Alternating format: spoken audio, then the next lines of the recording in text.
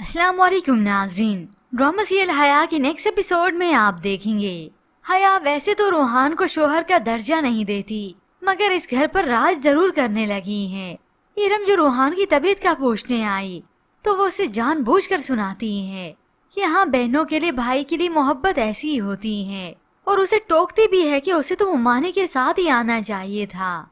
यूँ अकेले तुम मुंह उठाकर यहाँ पे चली आई, नेक्स्ट टाइम ऐसे ना करना।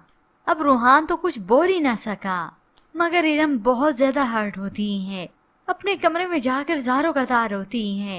वालदा को भी बताया कि अगर वो इस घर की बहू है तो मैं भी इस घर की बेटी हूँ, उन्हें कोई हक नहीं पहुँचता कि वो इस तरह से मेरी तस्लील करें। फिर यूं ही कुछ वक्त भी बीत जाता है। इस हया की खीर पकाई की रस्म भी होती है। फिर ऐसे ही रूहान जो हया पर अपना हक जताने लगा तो वो उसे अपना हाथ छुड़ा लेती है। क्यों तुम शोहर की तरह बिहेव करते हो, भूल गए मेरी बात।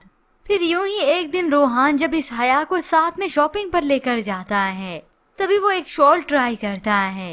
हया ने उसे देखा तो देखती रह जाती है, क्योंकि इस लिबास में उसे बेजात याद आता है। वो उसके करीब आती है। ये देख कर तो रूहान बड़ा खुश हुआ। फिर एक दिन इस हया ने दोनों जेठानियों की बातें सुन ली तो उसे ये बात बहुत चुभती है कि आज अगर हया इस घर में है तो दरख्शां बेगम की वजह से। ये हया तो ठान लेती है कि इन्हें मैं अच्छे से जवाब दूंगी। अब वो रूहान के कान भरती है मिर्च मसाले लगाकर कि सबको मालूम है कि मेरे माँ बाप नहीं हैं, लेकिन ये बात हर वक्त दोहराना जरूरी है क्या?